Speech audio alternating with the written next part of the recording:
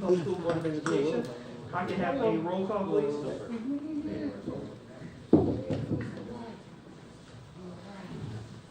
Ms. Gonzalez? Here. Mr. Riddle? Here. Mrs. McBride? Ms. Callahan Wasn't? Here. Ms. Leguizamo? Present. Ms. Hannah? Yes. And President Ewing? All right, we do have all board members present. Thank you. So first up, we have approval of the meeting minutes for December 21st, 2021. We have a motion to approve the minutes as presented. Mr. Riddle, I so move. Second. Motion by Mr. Riddle, second by Ms. Leguizamo. Any comments or corrections to the minutes? All in favor signify with aye. Aye. Any opposed, nay. Minutes are approved. We are now at information items. We have 5A, network renewal for Aruba Clear Class Wireless Maintenance.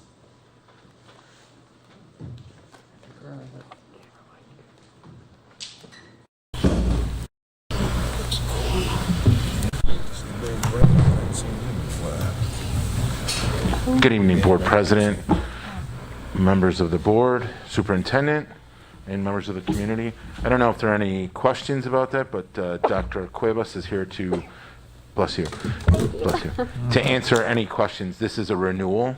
As I said before, Dr. Cuevas is available to answer any questions that the board might have regarding this item. Yeah, if you want to briefly maybe show the information slide. I know it's not a packed agenda, so we see the price, we see what it is, and as Deputy Cesario mentioned, it is a renewal.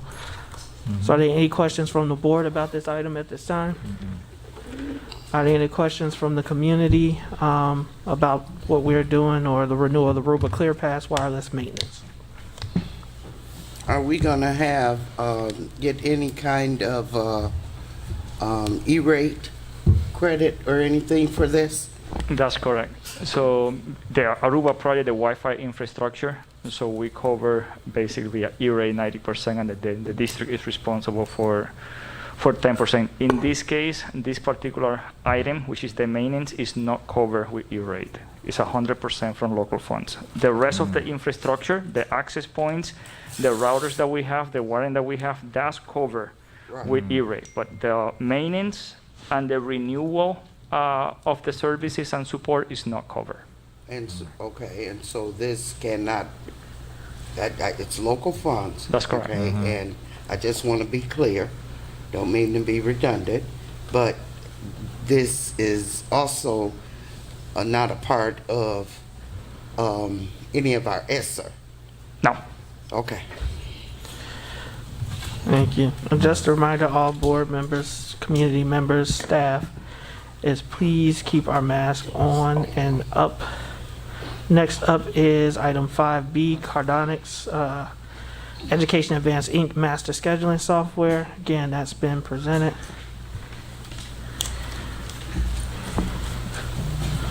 So Dr. Nault is here to answer any questions regarding this item, if there happens to be any. Yeah. Can I make a, oh, go ahead, Ms. Anna. You have a question? Yeah, I do. Go ahead. Go ahead. Hon. Oh, I just wanted to make a comment because I think this was really important. A lot of times I felt like we were failing students because at the beginning of their, academic years, they had classes all over the place. So something that can help the counselors, help everybody, all the staff who are part of matching classes with available teachers and students for what they need to graduate, I think is going to help a lot. So thank you, Dr. Cesario, Dr. Nault. I talked to the superintendent about this, I think in the summer. I can't even remember now. It's been like a year. But, I think this is going to really help your guys' team and the students. So I appreciate y'all taking the initiative to find someone who actually does it so you don't have to lose your brains over it. Okay. Yeah. I also like to state that one of the reasons we went out to look for this, Ms. Gonzalez, was based off your recommendation. So we want to thank you for bringing that to our attention, and we're just trying to find a more efficient and easier way to ensure the students are getting what they need. So thank you. Thank you. Ms. Anna. Okay, and in terms of building the master schedule, okay, So it is no longer the responsibility of the, and usually this is for like the high school, right? This program's for our middle and high school. Middle and high school for the master schedules. So it's no longer going to be the responsibility of the principals and the counselors at the middle school level as well as the high school level, and so we're gonna, you pay for this service for them to come in to build our master schedule. Is that what you're saying with this? So it's a joint effort. So master scheduling, the technology behind master scheduling has evolved greatly over the last few years. So essentially what Cardonics will do is, like you stated, Ms. Hannah, help them build the schedule. There's algorithms that they use that can make it more efficient, more effective, based on presets that they put into the system, based on certain staffing requests that they have in the system, based on different programs that they put in the system. So the Cardonics individuals will work hand in hand with the principals to still build the master schedule. So principals will still have oversight over the master schedule. This is just a much more efficient and effective way to do it. And to make sure as Ms. Gonzalez stated, pretty much all the needs of the students are being met because they can feed all the information into this algorithm. It has a 90-some% success rate on the first run. So it saves a lot of time, saves a lot of hours. As a former master scheduler or working with my master scheduler myself, you're pretty much working on it from the end of spring till through the entire summer. Right. And so it takes hours and hours of time to do that. This program would take all that time and energy out of it and allow the principals, of course, to focus on different things, but they'll still have significant oversight in the process. They have to tell Cardonics what they want, how they want it built, what particular periods they want to offer this course versus on course selections, how it's going to be used to program for diverse learners, for newcomers, for EL students. All that information still has to be fed into the system. The principal now just doesn't have to sit up there with an Excel spreadsheet, or some of them had magnet boards and kind of maneuver it themselves. This does it for them once they get all the information into it. Between summer school, the turnaround. Correct.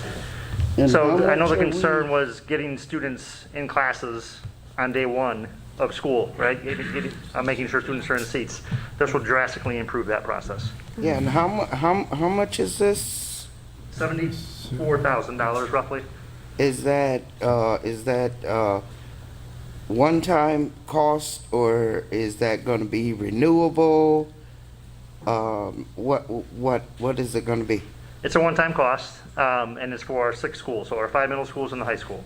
So it covers 6 sites, so it's an annual cost, and we would have to renew yearly. But once we use them, then we should have mastered how to do it effectively. But there No, will so it's be- their program and their algorithms that make it effective. So again, we provide them the data and the information that they need. During the training sessions, they actually work with the principal side by side and build it with the principal. The principal will learn the system as well, but that's why we're hiring them. We leave that up to them to do the actual configuration of the master schedule. Once we give them all the information they need to do it, then that program takes it from there.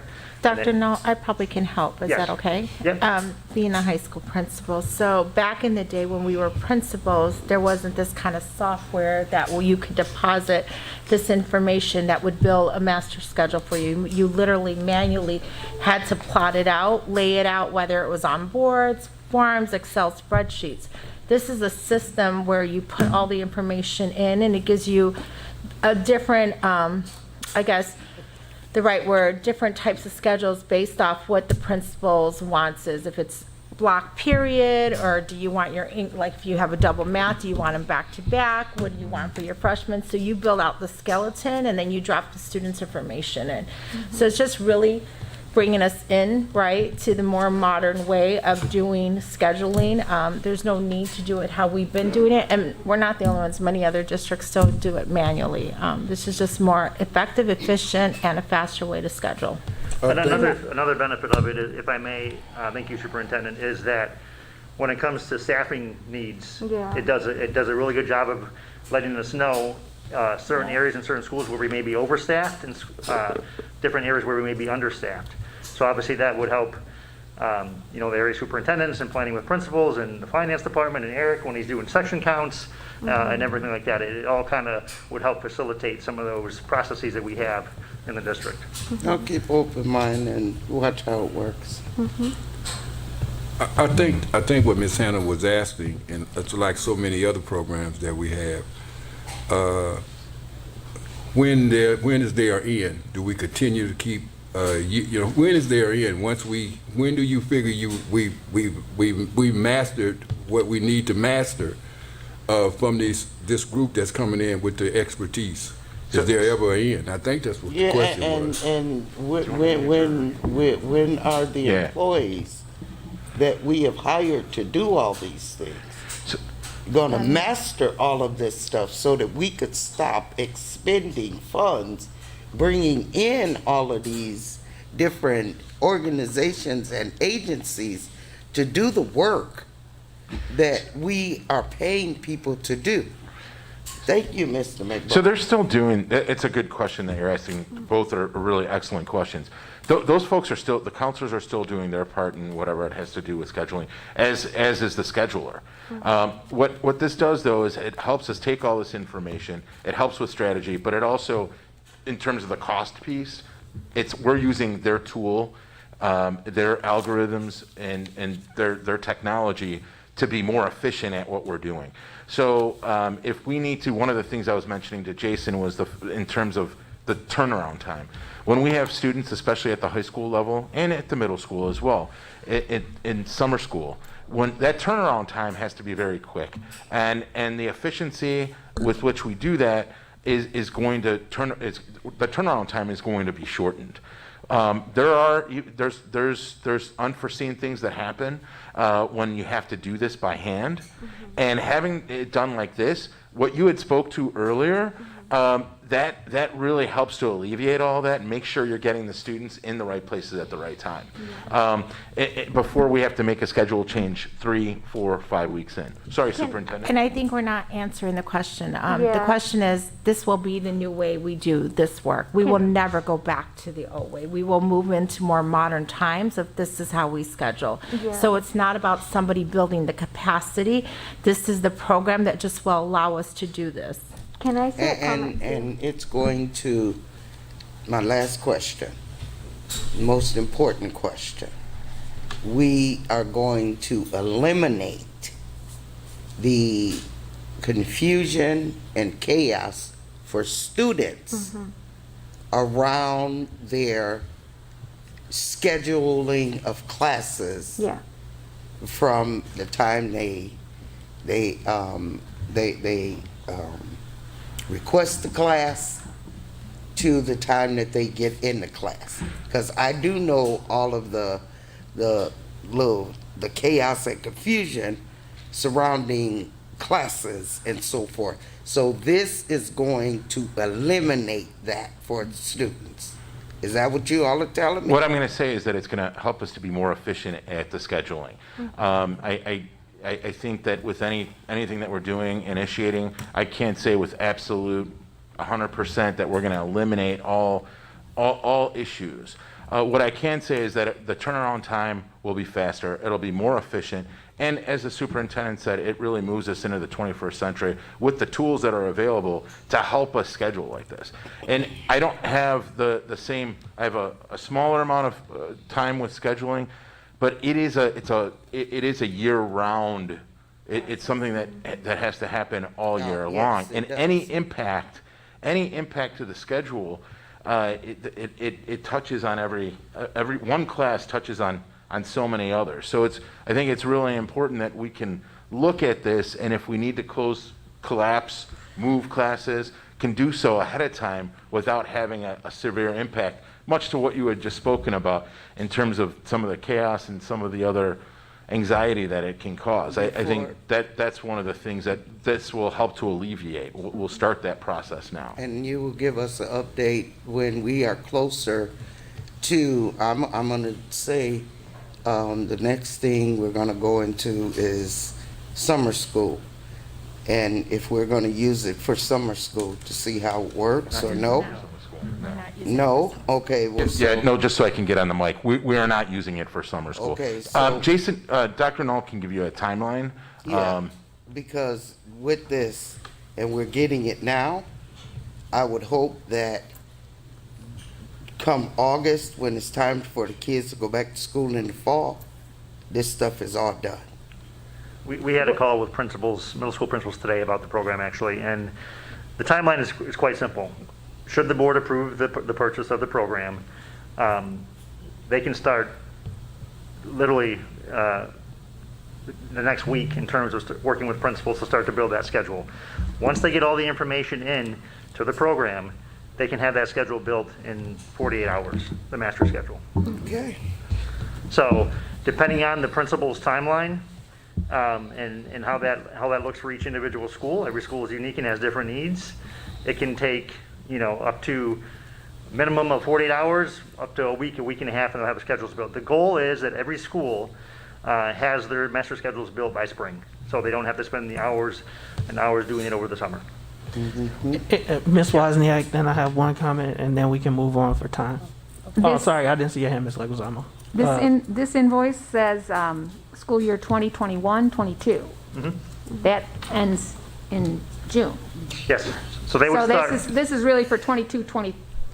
No, like I said, if the board approves the purchase at next meeting, the partnership would start then, and they would build. So this is only for 6 months? They would build the schedules for the next school year, but they would build all the work would be done this spring, this summer for the next school year. This fiscal year. But it says school year 2021-22, Correct. not 22-23. They're going to start working, start working this 21-22 to build the schedule for 22-23. Okay. It's a little confusing. Yep. Okay. Ms. Leguizamo.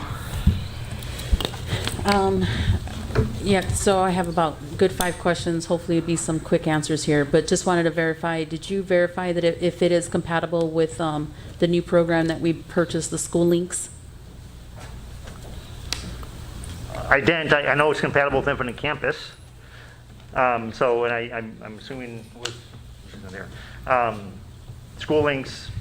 You can come back to us on that one. I'm just to verify. curious, in terms of, why?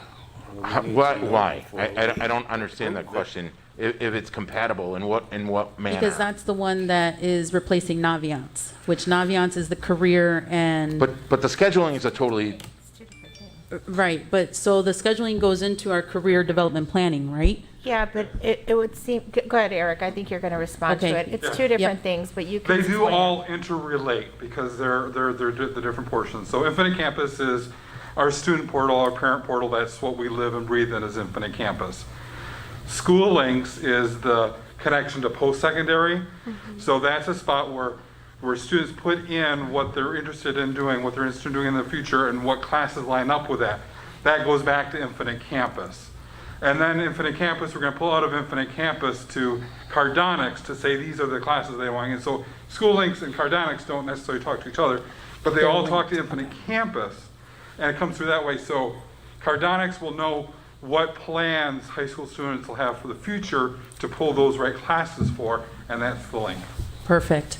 Thank you for that. Thanks, Eric. Okay, so just to verify, and I'm looking for like how the program is going to be ran, right? So will Cardanics also assist with our ability to provide our students and families or parents with a like 4-year plan from a high school perspective and a 3-year plan from a middle school perspective, right? So what I'm thinking of, and this is where I'm envisioning our school district moving towards, is a student coming in, seeing their 4-year plan almost at their freshman year so that they can make sure that they're in line with what it is that they're looking at, right? And their parents are also have visibility to that so they can make sure that whatever pathway they're taking, they're getting the sufficient amount of science classes or math classes or whatever that may be. I think that goes back to your first question, Ms. Leguizamo, and how it connects with School Links and Infinite Campus. Cardonics won't build out that 3-4 year plan.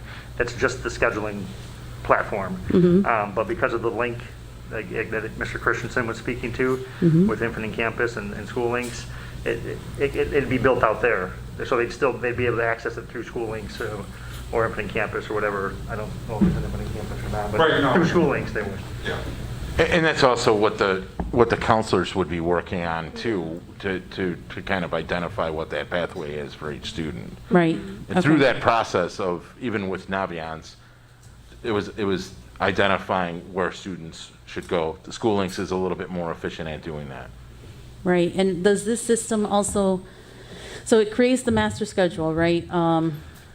But it does, so like for the occasions where there's a student requests more than there's a class, so there's a student interest more than there is a class, right?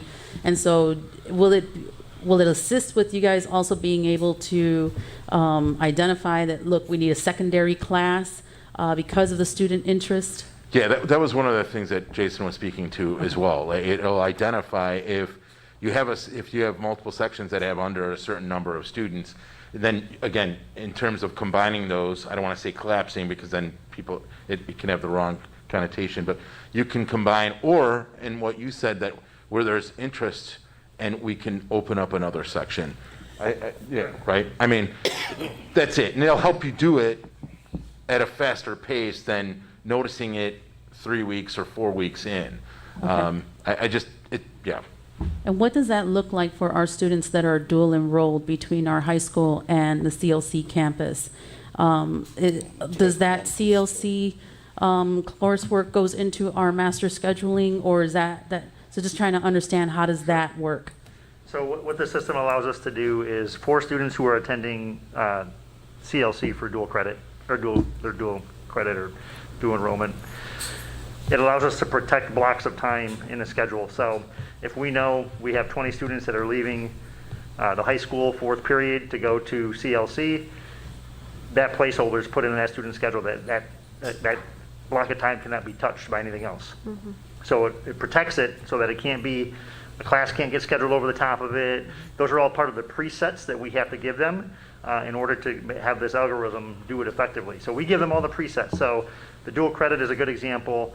Another one is for maybe students that have a CTE program where it's a period that, maybe it's only offered at the end of the day for senior. Mm-hmm. We have to protect that period. We give them that preset information, and it doesn't allow that kid to be scheduled into anything else during that time because there's a preset that's been established for that class. The superintendent mentioned double period algebra, sports, athletics. We could do things with athletes.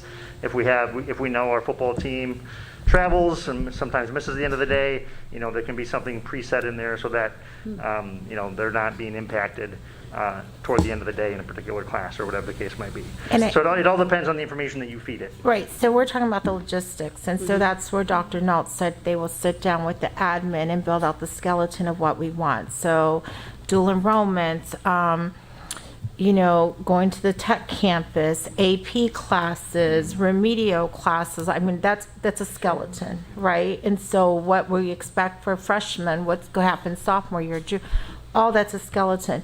The other side that we haven't stated is this also frees up our counselors so they get to spend more time individually with their caseload, right? So they're not having to worry about scheduling and, all this other stuff. This just frees up the manpower to do some of the more important work. So just out of curiosity, in regards to tutoring, would tutoring slot times be also managed through the master schedule? That would be Everything is managed through a master schedule. So they may not be programmed it, so if it's an after-school program, that's something different. But a master schedule is exactly that. Everything that's scheduled is in that master schedule. Correct. So if it's part of the master schedule, yes. But if it's a flamenco club, that's not going to be built in anybody's master schedule. That's a Right. club.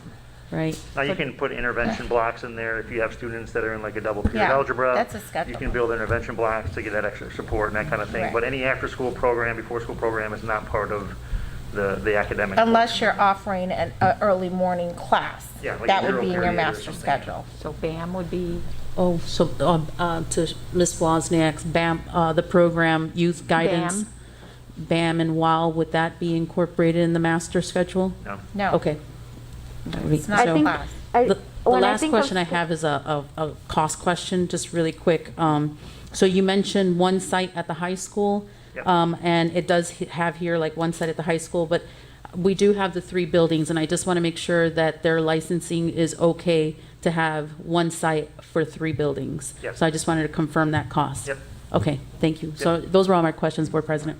And the 5 middle schools, yeah. It's also, 5 middle schools and our high school are part of that.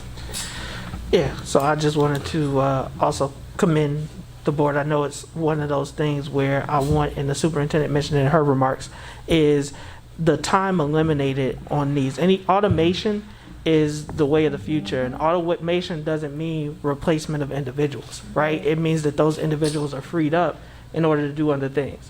When you talk about the principal, we want to do the walks and the walkthroughs, and Ms. Hannah is a big proponent, as she should be, of making sure that principals are doing those walkthroughs. If I'm spending time doing the master schedule or an exorbitant amount of time, it takes away, right? If I'm a counselor that's having that the first 2 weeks of school, which we all heard about the horror stories this year, which is why Ms. Gonzalez talked about it, is it taking 2 and 3 and 4 weeks in order to get schedules corrected. So anything that we can do to be proactive, any way that we can use technology to our benefit in a cost-effective way, I think is important. And then I do appreciate the superintendent for being blunt in that it won't go away. The way of the future is subscription-based models, right? How do I get you to continue to pay for the same product and service over and over again? That is the way of the future. It is not just a one-time payment. People can agree, they can disagree, but you got Spotify instead of a CD collection. And why is that? Is I'm paying Spotify a small amount per month versus when I had a CD collection and I was paying $6 to $15 per CD. All of that's on my phone, yet that's costing me more time is because I'm paying. That's their business model. So it's maybe we don't all agree, but that is kind of where we are, and that is what we're doing. So we appreciate you all for taking the suggestions of the board. Ms. Gonzalez going back, doing the research, and providing a solution that benefits students and saves staff time. Next up is 5C. Attendance of DL admin to LRP National Legal Institute in Louisville, Kentucky. Information is there. There's some issues. I got some corrections or something. There's some, I'm looking at the agenda item, and it says 3/23 to 4/27. So yeah, they're going for a whole month? Yeah. No. No, that's a typo. It's a typo. Well, it We'll needs to correct be- that. Yeah, that needs to be corrected. Okay. Yeah, because I'm looking at the narrative of the requesting for board approval, and it It's in does April. says 4/24/22 to 4/27/22. So please. Dr. B, please correct that for board docs, when it goes on board docs for next Tuesday's meeting. Certainly. Do you know the exact dates of the conference? 423 to 427. Okay, thank you And for the see, and that clarification. You need to correct the narrative because that's not what the narrative is saying either. It's saying Says 4/24. We'll correct it for next Tuesday's meeting. It might be, I don't have the days, it might be a weekend wraparound, so. Okay, just ensure the correct days are there, and have Nick, I think he's in the back, we'll get it out to the board tomorrow. Got it. Yeah, there's no action tonight, so the correction will be made. With that, I'd like for a motion to adjourn. I motion. Motion by Ms. Gonzalez. Second. Second by Ms. Wozniak. All in favor signify with aye. Aye. Any opposed, nay. Meeting is adjourned. Thank you. And we are going to keep rolling.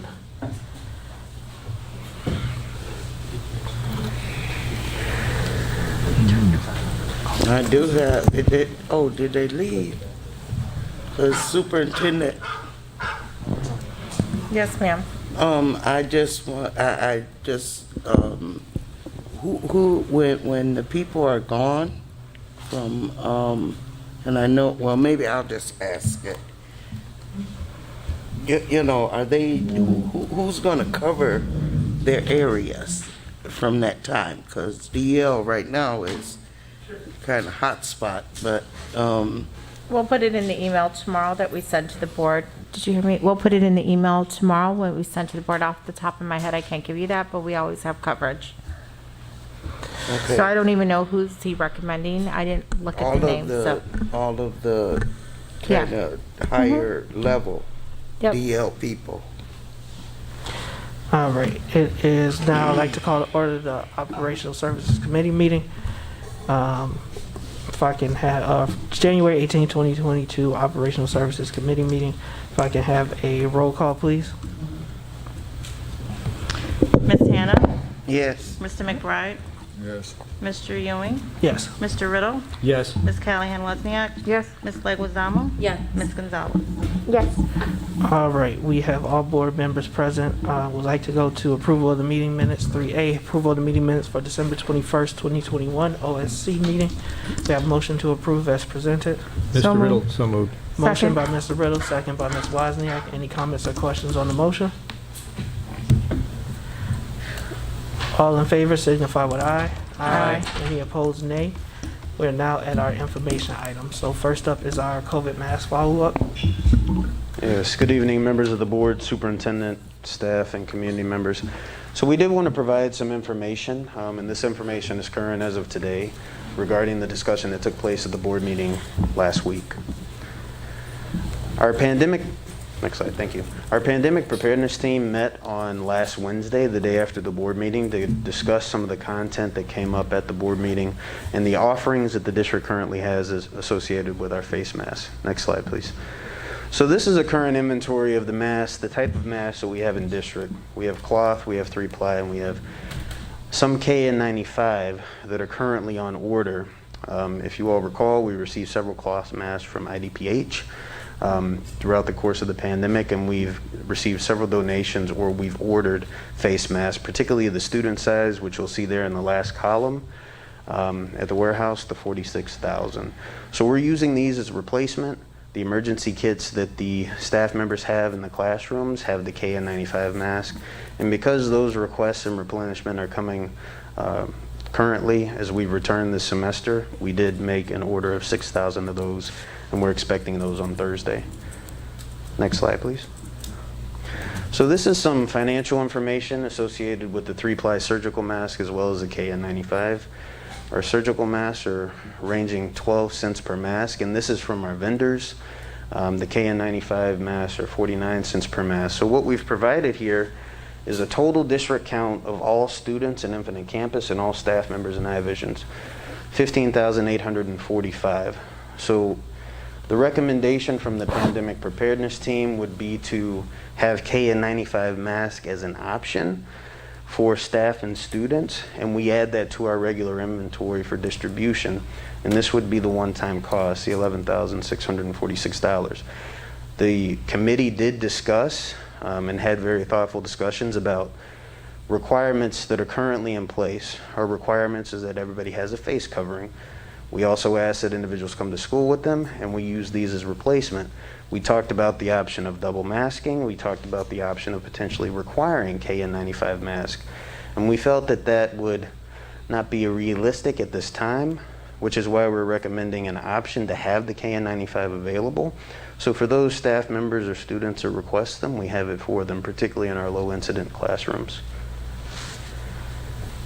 And then we just wanted to mention here, we did also have conversations and look into the take-home test kit options, but as most of you probably saw today, and Mr. Alajak has sent out the information, these are being made free of charge and shipping, 4 per household at this time. So we just wanted to add this info here, as we're not recommending the purchase of those kits at this time. Yeah. I got a question in reference to that. Are you done? Yes, ma'am. Okay. I get all of this, the mask and all of the mitigation, right? And I'm just wondering if we could give incentives to students to go and get their vaccines. If we could offer the students, like a compensation, an incentive, $100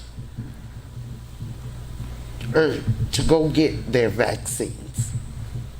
And then we still have these COVID mitigations that we're doing. But wouldn't that kind of help in the bigger picture if we, offered that incentive to those students, to go get their vaccines? So I think that could be a discussion topic for the board, and we can give them time to investigate what that would look like. They're not prepared, and I don't think the board has made up its mind on how it would feel about that or the cost implications. But if that is something that the board would like to take up, and I'm sorry, I see Ms. Vukovic. That is something that the board would like to take up, we can consider. But are there any questions specifically related to the presentation? I got one. I have one. Oh, I'm sorry. I'm gonna go to You can Ms. go, Ms. Vukovic Vukovic. only because I saw her hand Yeah, yeah. first, and then I'm gonna come back. Yes, how are the masks getting to the schools? Are they being sent on a regular basis? Do they have to mask for them? Because I've heard from multiple teachers in multiple buildings up till last week when I talked to Ms. Wozniak about why they were out, like totally out. Sure. Kids are, a lot of them are, if they sneeze in it, they want to take it off and get a new one. I understand it's, we have a lot of students and that's a lot of money but at this point, masks are almost like buying paper towels for the bathroom. It's the only way that we're probably able to stay in person is because we're using all these mitigations. And we have, there's schools and teachers that don't have a mask to give them. Ms. Hannah was agreeing with you, and it came in the microphone. She said, go ahead. Yeah. No, thank you for asking the question, Ms. Vukovic. So we are asking staff members to report it to their principals or their site-based safety team representatives. When they need replacements, we're asking that they don't wait until they run out. When their inventory gets low, they make those requests, and operations is available with the inventories that we showed on the slide to get those out same day or next day, depending on when the request is made. So at this point in time, we are tracking the distribution and the requests that are being made. The lowest amount that's been given to a school for a specific mask has been 200. The maximum has been 1,000, and those are kind of the distributions we're seeing: 200, 500, 1,000. But do the teachers know that they have to ask for them? Because I think there's a breakdown in communication that they have to know that, you can go to your principal, but if he's busy or doesn't get it in or for whatever reason, then you're sitting there another day or two without a mask to give the next child, the child that needs it. And are they child masks? I understand that what was sent last week were all adult masks sent to the elementary schools, that those aren't going to keep us safe, they're going to be used. So, yes, a notice was sent out, and I don't recall the specific date, but a notice was sent out, I want to say maybe the week before last, regarding ordering instructions for staff. And face masks were one item, but it also had sanitizer, gloves, things like that we have in the emergency kits in the classrooms.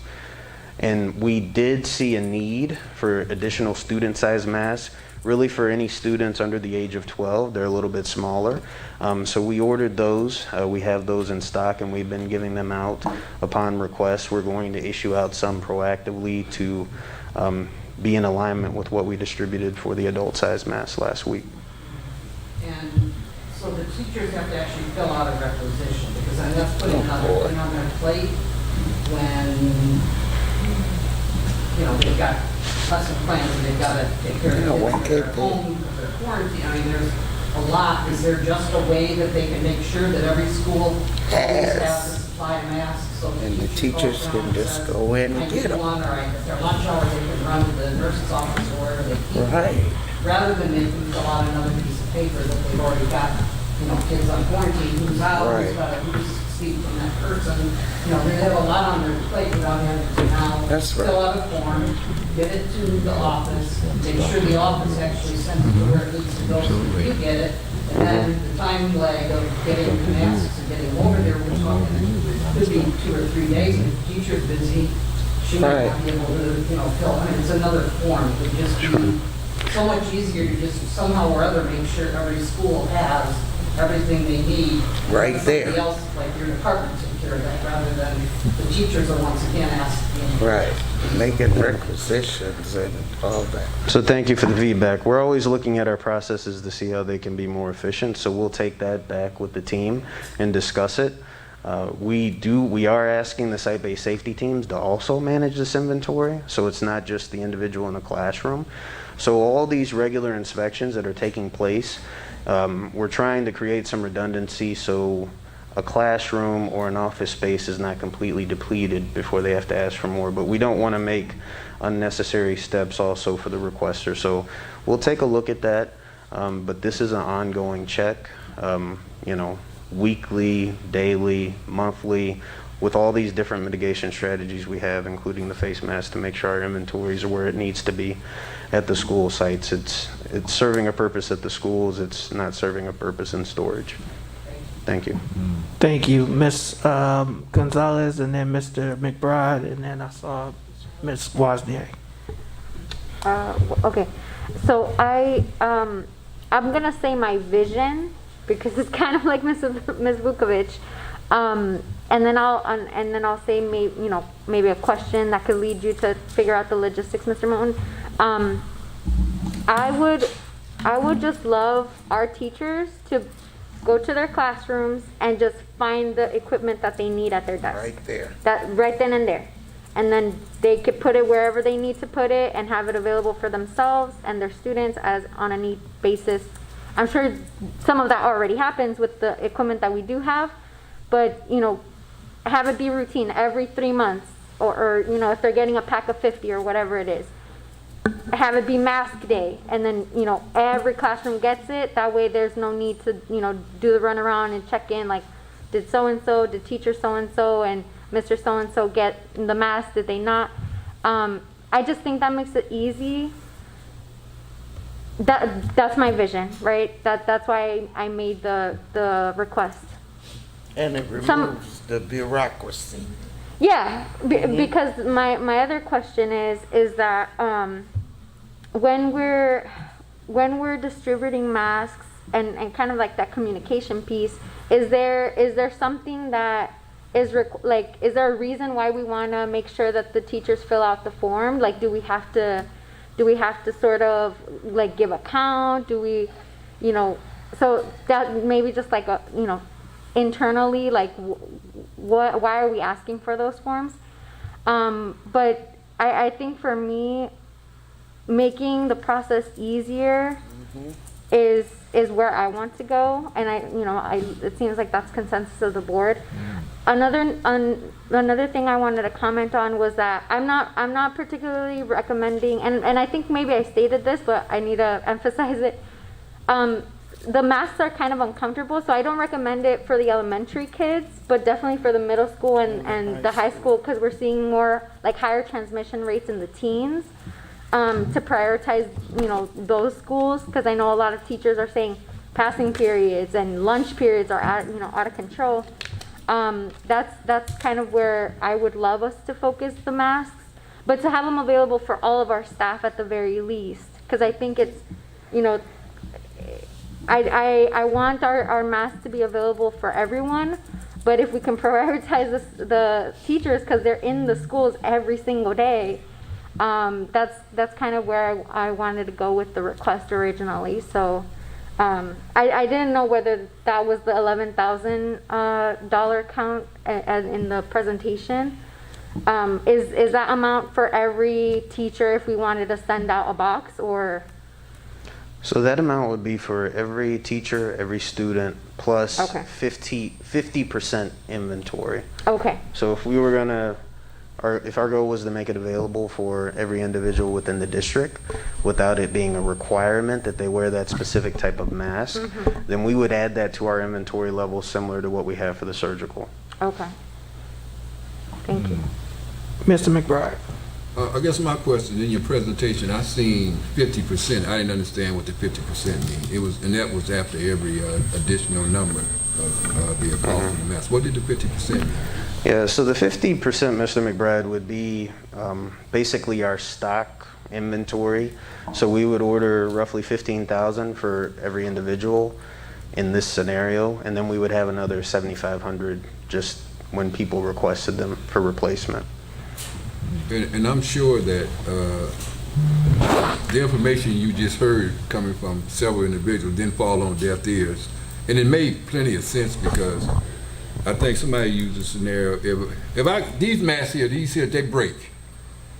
And if a student's got a broken mask in the classroom, the teacher should be able to go to, just like you do papers, anything else, go into the cabinet and go get another mask. And to me, it's a no-brainer. And I think not just the teachers, I think now we have other facilities where what they're asking for now, it's already in place. I know like in Lincoln Center here, you could probably go downstairs in transportation. They got about maybe 8 boxes in there. And if they need to give them to their staff, they can get, their bus drivers need them, their bus drivers come in and get them. And it should be, that should apply for every classroom as well. And I don't know if it's accountability factor because they're overusing them, but you should be able to figure that out. If I'm constantly asking you for boxes and boxes of matches every week, then that's the issue. But other than that, I think they should have the privilege of being able to have 2 to 3 boxes in their classroom. Right in their classroom. That's it for me. Ms. Wozniak? So, I don't know about you, but I see a ton of the blue masks on the street, in the gutters, everywhere. They're disposable, you know, and will the students understand the concept that these N95s are not disposable like that? So what we will also do with this, and this didn't necessarily flow with the presentation, but we have, with the assistance of Ms. Dobbs, created care and maintenance instructions for the KN95 mask. Now, in full transparency, we did talk quite a bit about this in the pandemic preparedness team because that is something that was discussed. Will the KN95 mask be disposable mask or get used in a disposable way? In reality, these care and maintenance instructions, unless we're going to have individuals turn them in every day, we're not going to be able to ensure that this is being followed. So somebody could come to school every day, student or staff member, and request a new one. So Mr. McBride brought up, you were alluding to inventory control, just like we do with a lot of other things that we buy in bulk. We're being looser on the inventory control, more loose on the inventory control because we want to make sure masks are available. But we also want to make sure that any location within a school that's requesting them on a cycle of a higher frequency with a big value, that we're also identifying that for the trends. But to answer your question, that is something the pandemic team did discuss. Are our KN95 masks going to become like our surgical mask and need to be replaced every day? Ms. Anna? Yeah, Mr. Moe, it's a teachable moment, a teachable thing for students to teach them about 10-minute exercise to teach the students about the masks that they wear. And that kind of would help the situation with the children understanding the type of mask that they have. Teachable moments. So, Ms. Leguizamo?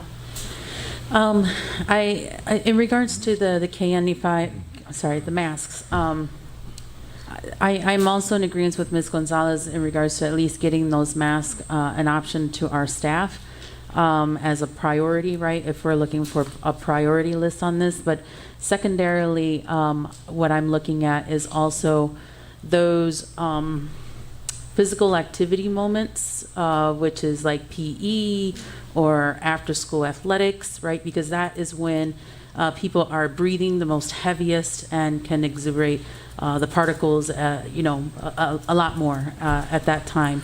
Those are those instances that I'm more concerned about to potentially have these the masks that we're talking about. So I just wanted to put that comment out there in regards to this. So those are all my questions. Thank you, Board President. Yeah, so I do want to first commend the administration for being responsive. I too was getting inundated with messages from teachers who were saying that they didn't have the supplies that they need. And Deputy Moden knows that is nothing frustrates me more than saying that we spent millions of dollars and knowing that we voted on spending millions of dollars and then staff telling me that they don't have what they need. So he did send out that message. I do appreciate them responding, and I know that there have been drop-offs and deliveries. What I think the board is asking that we tighten up just on that, like I say, is masks, just like paper towels, just like soap, sanitation, is we have to make it a part of our everyday routine, and whatever that cost be. I know there is a cost. I know we don't like to expend it. And also to my parents, I have a 6-year-old, was in elementary school. The first day he went to school, he came home with a different mask, right? So what me and my wife did, and I don't know if this is something we may be interested in too, and just purchasing, amazing thing, a lanyard. He wears this mask around his neck. If he takes it off at lunch, if it falls off on the playground, he's 6, and I know trying to get them to coordinate with the little ones can be difficult. So just the purchase of lanyards, they're mask lanyards, goes around his neck, comes home with it every day. So that was an adjustment that we made as a family. I know that every family may not be able to cover that expense. So if that's something that we want to consider, again, we were dealing with cloth masks, and I still do, based like Ms. Gonzalez said, everybody has their own opinions, but for us, for his age, and vaccination status is we still use cloth masks because they're washable, because we have them in abundance, but we use a lanyard. We lost 3, but considering my kids, that is a success. So any parents out there, if you're interested, that's been a way to help with the little ones. But thank you. And again, if there's anything we have to vote on, I think the board is telling you is just keep them, whatever we need, and make sure that they get to the classrooms as easily and efficiently as possible. Thank you, Deputy Moden. Next up is intent to proceed with the pre-approved site-based budget items, which is a sound system for Abbott Middle School. And again, this was previously presented. It's a part of the SBB funds. This is the checks and balances. The schools are requesting it. They put it into their plan. The board still has to approve it. Are there any questions on the item? One quick question. Go ahead, Ms. Leguizamo. I just wanted to confirm, because I believe I do see it, but I just want to make sure that these systems does have a form of enclosure around them so that balls don't hit them, because I know that they're in PE classroom or whatever item doesn't hit them. So just want to make sure it's protected. Yes, ma'am. It has an enclosure, and that's our standard for those type of spaces. Thank you. Thank you. Awesome. Reclassification of Business Financial Services Department position. So for these information items, we do have staff members in the audience. If there are any specific questions, we did provide a lot of details regarding these agenda items, particularly this reclassification and the justification and rationale, along with a draft job description. And we did confer, the business office did confer with the legal department about this. I have a question. Go ahead, Ms. Gonzalez. So I like this. I think we need this. Would this person be in charge of 2 things? Would this person be in charge of sort of outreach? Like, since they're the procurement manager, would they also be involved in getting the word out or updating the website for the contracts that we're looking for? And also, would there be an aspect of prioritizing our small minority and local businesses for our procurement? Yes, board president, board members, superintendent, and community. Yes, this person would be responsible for advertisement and announcements. And the second part? What was your second point? I'm sorry. The small minority and local businesses to do that kind of outreach? Yes, all applicable requirements will be reviewed by this position. Thank you, Ms. Pope. I have a question. Go ahead, Ms. Hannah. Is this position different than the position that, the Purchasing Yes. agent? Yes, those are two distinct positions. The purchasing agent is responsible for like PO processing and the like, but the procurement officers are responsible for more larger contract management. They're doing assessment, reviews, analyzing, advertisements, a little bit more in depth. Okay. Thank you. And will it be at the same salary? It's a little bit higher. We're recommending up to a base salary of $75,000 because typically this person has some type of certification. Oh, because the position that was vacated by Ms. McDonald, it was at 87.8. That's because of years of experience. Okay. Thank you, Ms. Pope. Next up is 5D, WPS 60 sponsored 45-7B plan, deferred compensation plan. Ms. Wozniak? I have a question. If they are currently in the 403B plan, can they transfer all their money into this new plan? And can they keep transferring back and forth as the year goes on, or once it's transferred in there, it can't transfer back out? Well, you can transfer, but there's a cap. If you transfer into the 403B, you're capped by that 19.5, which is the max. But the advantage of having both the 403B and the 457 is that you have $19,500 for both plans. So you'll have a max of the $39,000. Right. So. But if you have, say, $100,000 already in the 403. Yes. And I decide that I want it all in the 457, can I transfer that all over to the 457? We can transfer the existing balance, but the contributions annually would be limited to that cap. But yes, Right. we could transfer over into the other plan. So if one is outperforming the other, you could transfer it? Yes. I've not spoken to our advisor, nor have I spoken to Mr. Clary about going back and forth, because that's normally not the case, because you have to let your money stay stable in order to make money. So, but that's a question that he's actually listening tonight on the, Mr. Clary is here, but our advisor is actually listening on the phone tonight, and we could provide more clarity if the need be. Okay. But from my experience, it's not normal that we would just vacillate back and forth. Well, I know, we have a 401K at our work, and people, when the dot-com bubble burst, and we all lost, 50%, a third of our 401Ks, people were very upset and ready to, close out their accounts and do other things with their 401Ks. So if something happens like that, Right. That's one of the things that I spoke to our investment advisor for the district, because I saw that at face value we were losing money because of what the interest is on our investments. But over time, if we leave the money there and it mature, we're going to get 4 more. So moving it out sometimes is not the best option.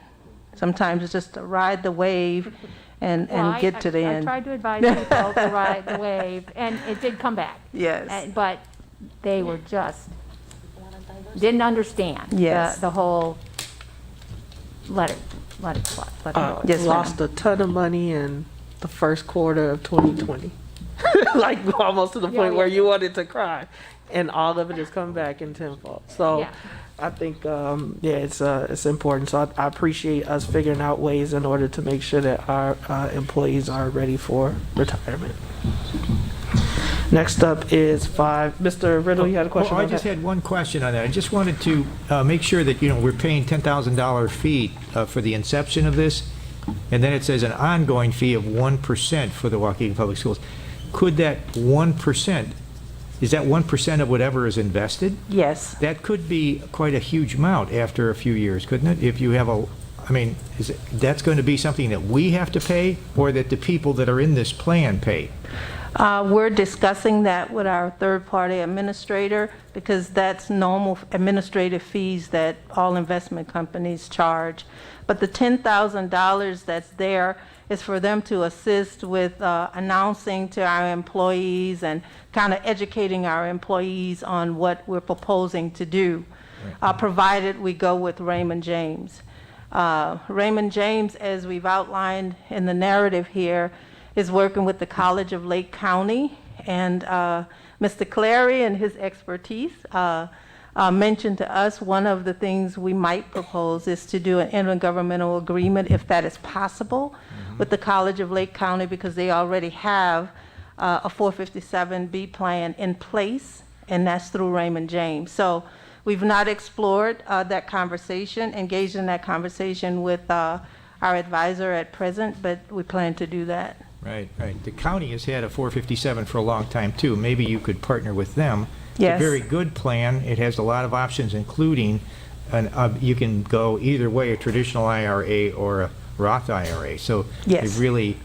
I'd look at their plan as well. It's a very good one, and if we could partner with them, possibly as well. But as far as the fee going, I didn't think the county paid any fee. The people in the plan pay the fee. And I'm just wondering why we would get stuck with even the $10,000, because the company's going to make a lot of money on us once it's established.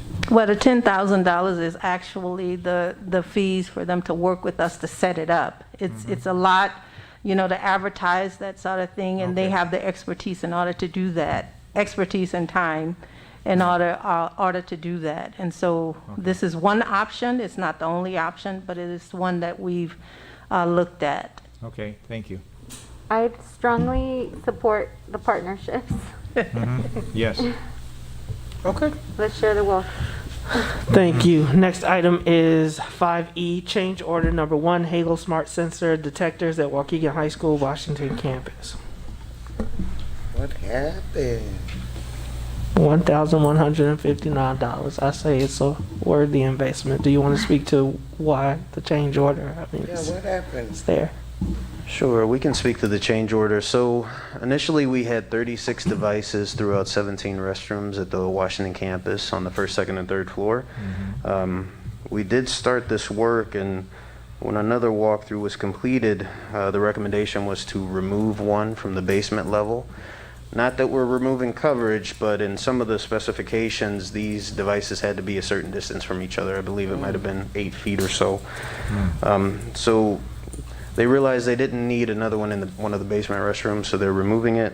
However, we are adding one on the third floor in one of our gender-neutral restrooms, and adding one on a second floor boys restroom. So that's caused the change order. Okay, and we do have these detectors, okay, in the basement, right? No, wait. It's been forever. In the track area? Do we still have the track area at the high school? We have the track area, but these are at Washington campus, Miss Hannah. Only? Yeah, so as part of our pilot program, we're doing these at the Washington campus. So we're going to install these, monitor them, and if they prove to be beneficial to the day-to-day operations, improving the day-to-day operations, then we're going to come out with a program to extend these to other buildings in district. I appreciate that, I respect that, but I must say, the incidents are more at the Brookside campus than at Washington campus. And I was so hoping that these would be at Brookside campus. All of the incidents over there, we needed that a long time ago. So unfortunately, I don't know what. Because Yes. the more mature students, they're kind of mellowed a little, but it's at the Brookside campus where this is actually needed. Yeah, so when we, When you're constantly getting complaints about students in our bathrooms smoking marijuana, vaping at Brookside campus, I don't know how we could. That was I guess maybe an oversight, maybe. So Mr. Wilson can speak to this as well, but I do want to say when we looked at this, if the board recalls, we were getting a lot of alarms at Washington campus. Absolutely. And that was attributed to this, is what we found. I get it. I So understand. we piloted this at the Washington campus based on that. And again, we're going to come with a program that includes Brookside campus, the middle schools, but we want to install these, see how they work, make sure we don't have a lot of false positives, et cetera, before we come forward with that recommendation. But that recommendation will come sooner than later because we know that this is a need at more campuses than just the Washington campus. And in the future, as identified in the agenda item, we are going to add some contingency costs because we know there may be some fluctuations in the field when we're installing these, just so we can make sure that changes for devices like this moving forward, we can get with the initial approval so we can proceed with the project. And I know about change orders. Yes, ma'am. Ms. Leguizamo? In regards to these smart sensors, do you guys have any just quick feedback for what you guys have seen so far? Is it starting to be more of a deterrent than and actually to our students, or are we starting to see anything? Just curious. We haven't seen anything because installation has started but not finished, so they're not actually online as of yet. Okay, I appreciate that. Thank you. When will they be online? And remind us of the approval, because I think it was, what, December? December 4th. Yeah. So we just approved it, and they just purchased it, and so they're still going, I just remember, when are they going to expect it to be online? So in the next 2 to 3 weeks.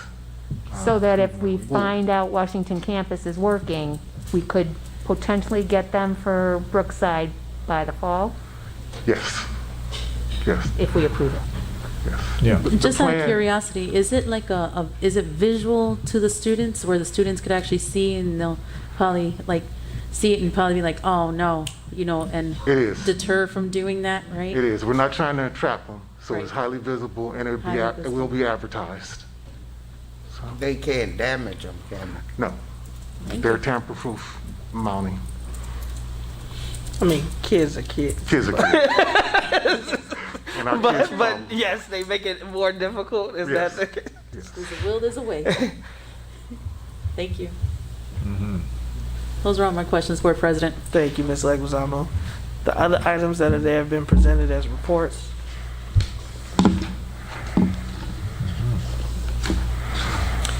And then item D was their board request, so.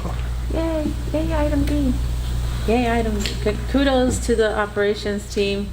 Just wanted to say sorry. So since I'm already on the mic, I just wanted to say big kudos to the team for taking on that initiative from changing our lighting system from fluorescents to LEDs and making that a cost-effective program in our school district. Yep. So thank you guys so much. Appreciate it. Big kudos to Mr. Kruckerberg and his team, $1.5 million of electrical improvements, and only more to come. So that was a big initiative, and they did great work. All right, with that, I would like for a motion to adjourn. I motion. Motion by Second. Ms. Gonzalez, second by Ms. Leguizamo. All in favor signify with aye. Aye. Any opposed, nay. Meeting is adjourned. Thank you all for coming out.